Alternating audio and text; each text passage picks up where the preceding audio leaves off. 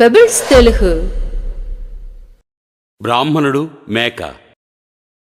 ఒకరోజు ఒక బ్రాహ్మణుడు పక్క గ్రామానికి వెళ్లి తిరిగి తన ఇంటికి వస్తున్నాడు. అప్పుడే ముగ్గురు ఆకలితో ఉన్న కపటి మనుషులు అతన్ని చూశారు.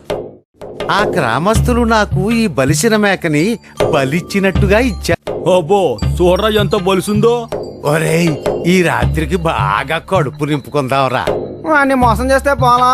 అదేమంత పెద్ద కట్టం కాదులేరా. ఏం చేయాలో చెప్తాను, ఇనుకోండి. మొదటి దొంగ బ్రాహ్మణుడి దగ్గరికి వెళ్ళాడు. అదేంటి బేంబడా, భుజం మీద కుక్క పిల్లలు మోసుకెళ్తున్నావు, బాయిలు పడిపోవా? బెర్రివాడ, మేకకి కుక్కకి తేడా తెలియదా నీకు?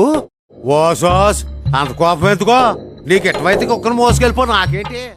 నా కళ్ళు నన్ను మోసం చేస్తున్నాయా? లేదు, ఇది ఖచ్చితంగా మేకే. బ్రాహ్మణుడు ఇంకొంచెం ముందుకెళ్లగానే రెండవ దొంగ అతన్ని ఆపాడు. అదేంటి బెమ్మడా, సచ్చిని దోణి నీకు ఇష్టమైందే కావచ్చు. అయితే మాత్రం దాన్ని నీ భుజాల మీద మోసుకుని వెళ్తావా? నువ్వు ఒక బేపనోడివి, మర్చిపోయావా ఏటి? గుడ్డివాడివా, కళ్ళు కనిపించడం లేదు? ఇది చచ్చిన దూడ కాదు, బతుకున్న మేక.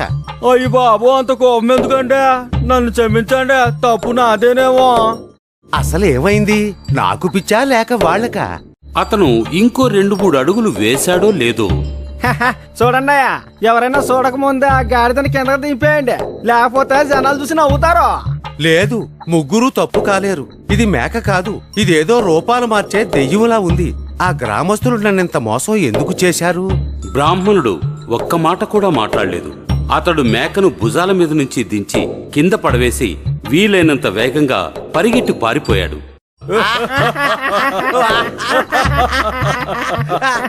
మేకను తినడానికి సిద్ధమయ్యారు. నీతి: ఇతరులను నమ్మడానికి ముందు మీ మీద మీరు నమ్మకం ఉంచు. కుక్క, గాడిద. చాలా కాలం క్రితం వారణాసికి చెందిన ఒక చాకలివాని వద్ద ఒక గాడిద, ఒక కుక్క ఉండేవి. అబ్బా, ఈ రోజు చాలా కట్టబడిపోయారు. రాత్రికి మొద్దులా నిద్రపోతాను. అయ్యయ్యో, ఈరోజు మళ్ళీ అన్నం పెట్టడం మర్చిపోయాడు. కొన్ని గంటల తరువాత భలే భలే, మంచి నిద్రలో ఉన్నాడు.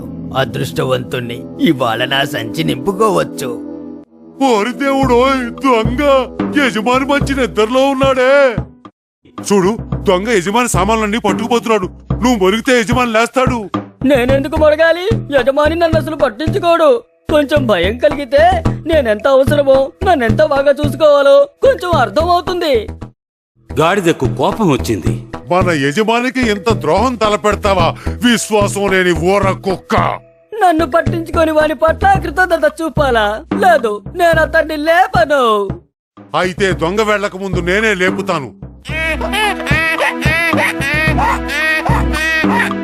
త్వరపడ్డం మంచిది.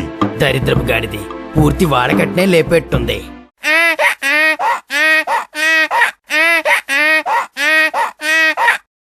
అప్పటికే దొంగ పారిపోయాడు. చాకలివాడు ఒక్క ఉదుటం లేచాడు. బుద్ధి లేని గాడిద నా నిద్రంతా పాడు చేసింది. అర్ధరాత్రి అరిచినందుకు దాని పని పడతాను.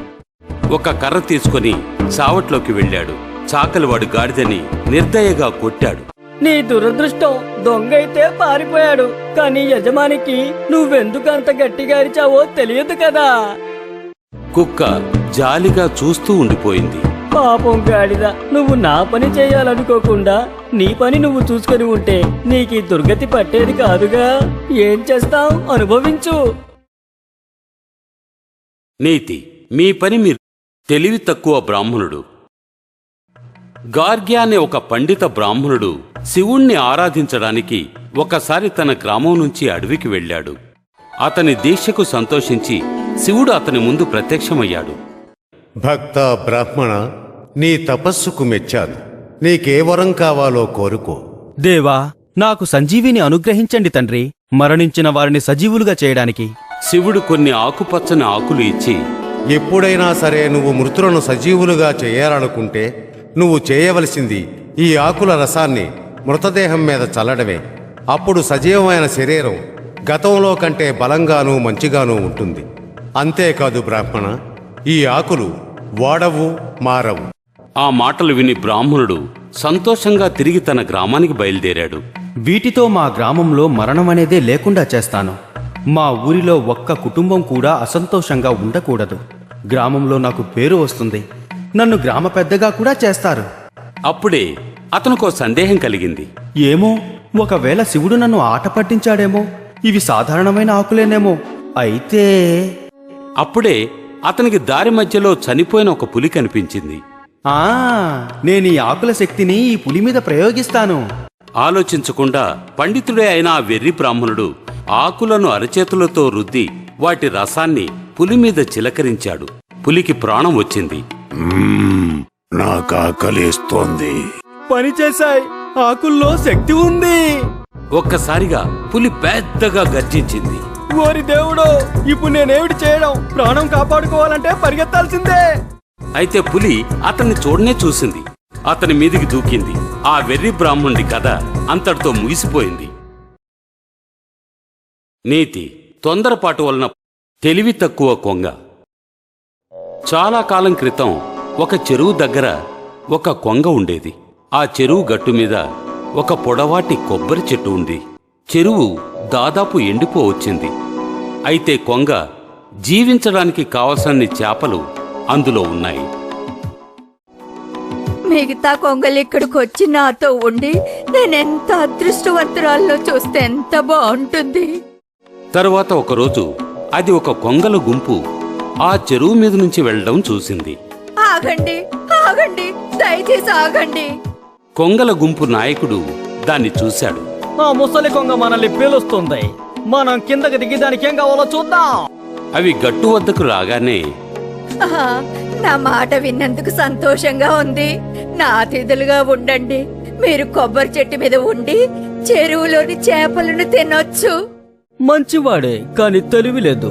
మనల్ని మెప్పించాలనుకుంటున్నాడు. మనం అతని ఆహ్వానాన్ని అంగీకరిస్తే వాడే ఆకలితో చస్తాడు. అందుకని గుంపు తరఫున తెలివైన నాయకుడు ఆహ్వానాన్ని తిరస్కరించాడు. మా పట్ల చూపిన ప్రేమకు కృతజ్ఞతలు, కానీ దయచేసి మా దారిన మమ్మల్ని వెళ్ళనివ్వు. అవును, మా తెలివైన నాయకుడు అంది నిజం. అవును, మేము చాలా మంది ఉన్నాం. ఇక్కడ నీకు మాత్రమే చాలినంత తిండి ఉంది. దయచేసి మమ్మల్ని మా దారిన వెళ్ళనివ్వు. మీరు నా ఆతిథ్యాన్ని స్వీకరించుకుంటే నా ప్రాణాలను వదిలేస్తాను. తెలివైన నాయకుడు ఆ ఆహ్వానాన్ని అంగీకరించక తప్పలేదు. సరే సరే, నీ ఆతిథ్యాన్ని మేము స్వీకరిస్తాం. అయితే పదండి, నేనుండే చెట్టు దగ్గరికి వెళదాం. కొంగలన్నీ కలిసి కొబ్బరి చెట్టు దగ్గరికెళ్ళాయి. ముసలి కొంగ ఎంతో గర్వంగా ఆడంబరంగా నడుచుకుంటూ దారి చూపింది. అందరూ హాయిగా ఉండండి. మీకు ఆకలి వేస్తే నా చెరువులోని చేపలను తినండి. మీ అందరికీ సరిపోయే చేపలున్నాయి, సరేనా? కొంగల గుంపు దాని మాటలు విని చేపలు తింటూ పండుగ చేసుకోసాగాయి. చూడు, నీకంటే నేను ఎక్కువగా తిరగలను. పందెం తెల్లవు. ఇప్పటికి నేను 6 చేపలు తిన్నాను. మీలో ఎవరైనా నాకంటే ఎక్కువ తినగలరా? ఒకదాంతో ఒకటి పోటీపడి త్వరలోనే చెరువులోని చేపలన్నిటినీ తినేశాయి. అయ్యో దేవుడా, ఒక్క చేప కూడా మిగలేదే. సాయంత్రం వీటికి ఏం పెట్టాలి? ఆ వెళ్ళిపోయాక నేనేం తినాలి?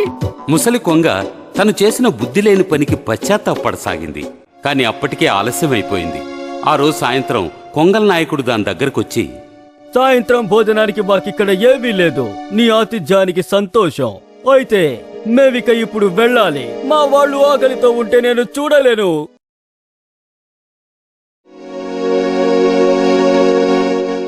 అవి ఎగిరిపోతుండగా నాయకుడికి చెరువు దగ్గర ఉన్న ఒంటరి కొంగను చూసి జాలి వేసింది. మనతో కలిసి ఎగరడానికి అతను ముసలివాడైపోయాడు. మన మాట వినుంటే పాపం వెర్రివాడు ఎక్కువ కాలం బ్రతకలేడు. కొన్ని రోజుల తర్వాత ఆకలితో బలహీనపడి ఆడంబరంగా ఉండే ముసలి కొంగ ఆఖరి శ్వాసను వదిలింది. నీతి: ఇతరులకు సహాయం చేయడానికి ముందు మూర్ఖపు నక్క. ఒకసారి 2 పొట్టేళ్లు ఒక ఇరుకు దారిలో ఎదురెదురుగా వచ్చాయి. రెంటిలో ఏ ఒక్కటి ముందుకు వెళ్ళడానికి ఇంకో దానికి దారివ్వలేదు. 2 పోట్లాడుకోవడం ఆరంభించాయి. ముందుకు వెళ్ళడానికి. వాటి తలల నుంచి రక్తం కారుతోంది. ఒక నక్క దూరం నుంచి ఇదంతా చూసింది. ఆ రక్తాన్ని చూసి ఆ తెలివి తక్కువ నక్క అనుకుంది, పొట్టేళ్ల తలలోంచి కారే రక్తాన్ని నేను తాగవచ్చు. ఇంకొంచెంసేపు ఆగితే ఇంకా బాగా రక్తం కారుతుంది. కానివ్వండి కానివ్వండి. పొట్టేళ్లు పోట్లాటను ఆపనేలేదు. అప్పుడు ఆ నక్క బుద్ధి లేకుండా పోట్లాడుకునే ఆ రెండు పొట్టేళ్ల మధ్యకు దూకింది నెత్తురు తాగడానికి. నక్కను చూసి పొట్టేళ్లకు కోపం వచ్చింది. రెండూ కలిసి కోపంతో నక్కను కొమ్ములతో చీరేశాయి. నక్క వెంటనే చచ్చిపోయింది. తరువాత పొట్టేళ్లు రెండు మామూలుగా అయ్యి శాంతంగా తమ దారిన తాము వెళ్ళిపోయాయి. నీతి: ఏదైనా చేయడానికి ముందు గర్వం కల తేనెటీగ. ఒకసారి ఒక అడవిలో ఒక అందమైన తేనెటీగ ఉండేది. అందరూ దాని అందాన్నెంతో మెచ్చుకునేవారు. అయితే దానికెంతో గర్వం. ఒకరోజు అది ఎగురుతుండగా ఒక ఏనుగు పిల్లను చూసింది. అది వెళ్ళి దాని చెవుల్లో ఒక దాని మీద కూర్చుంది. హేయ్, ఎవరు నువ్వు? నేను అత్యంత అందమైన తేనెటీగని. నేను తెలీదా? నీది పెద్దగా లావుగా ఉండే శరీరం, కానీ సున్నితమైన నా రెక్కలు చూసి అందరూ అసూయపడతారు. అలాగా, నిన్ను కలిసినందుకు సంతోషం. అది సరే, నువ్వెక్కడికి వెళ్తున్నావు? చూడు, ఎప్పుడైనా ఎక్కడికైనా సరే, నీకు తెలుసా, ఈ నా అందమైన రెక్కలతో ఎగిరి వెళ్ళగలను. నువ్వు వెళ్ళలేవు. కానీ ఒక విధంగా ఇద్దరం సమానమే. నీకు తొండ ఉంది, నాకు తొండల్లాంటి ముక్కుంది. వినయం కల ఏనుగు పిల్ల తలాడించింది. కానీ నా తొండం పువ్వుల నుంచి తేనెను పీల్చగలదు, కానీ నీ తొండం పీల్చలేదు. అందుకని నీకంటే నేనే గొప్పదాన్ని. తేనెటీగ ఈ మాట అనగానే పెద్ద గాలి వీయడం మొదలైంది. వెంటనే అది తుఫానులా మారింది. కొమ్మలు, ఆకులు, ధూళి, దుమ్ము అంతా ఎగిరిపోసాగాయి. చిన్నారి తేనెటీగ కూడా అక్కడ నిలవలేకపోయింది. అది గాలి కొట్టుకుని పోయింది. అయ్యయ్యో, సాయం చేయండి, సాయం చేయండి, ఎవరైనా సాయం చేయండి. ఏనుగు పిల్ల సహాయం చేద్దామని తిరగగానే తేనెటీగ దుమ్ముతో పాటు కొట్టుకుని పోవడం చూసింది. వినయ విధేయత గల మంచి మనసున్న ఏనుగు పిల్ల తనకున్న 4 కాళ్ల మీద తన లావుపాటి శరీరాన్ని మోసుకుని నెమ్మదిగా నడుచుకుంటూ వెళ్ళిపోయింది. నీతి: వినయ విధేయతలు గల మనసులు. పులి, ప్రయాణికుడు. ఒకరోజు ఒక ముసలి పులి వేటాడడానికి శక్తి లేక ఒక కొలను పక్క నుంచి నడుస్తూ వెళుతుండగా దానికి ఒక బంగారపు గాజు కనపడింది. దేనికైనా పనికొస్తుంది, దీన్ని తీసుకుంటాను. నా దగ్గర ఇప్పుడు ఎర ఉంది, వేట కోసం ఎదురు చూడాలి. అప్పుడే అవతల ఒడ్డు నుంచి ఒక ప్రయాణికుడు వెళుతున్నాడు.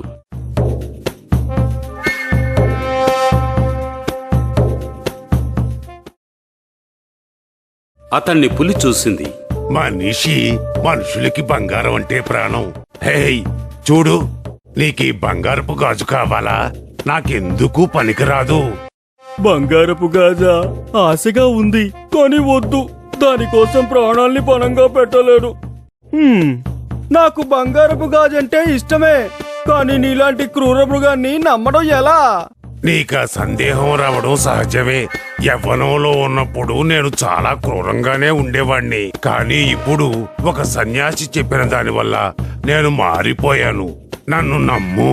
నేను నీ దగ్గరికి వస్తే నా వాసన తగలగానే సన్యాసి మాటలను మర్చిపోతావేమో. లేదు, ఇప్పుడు నేను ముసలివాణ్ణి అయిపోయాను. నా పంజాలో సత్తా లేదు. అందుకని భయపడకు. రా, కొలను దాటి వచ్చి దీన్ని తీసుకో. ప్రయాణికుడికి బంగారం మీదున్న మోజు పులి మీదున్న భయాన్ని జయించింది.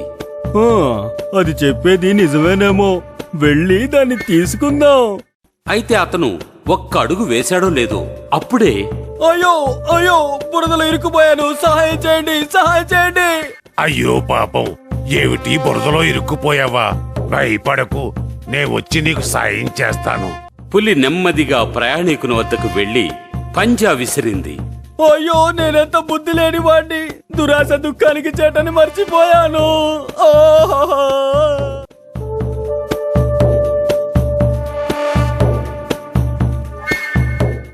నీతి: దురాశ దుఃఖం.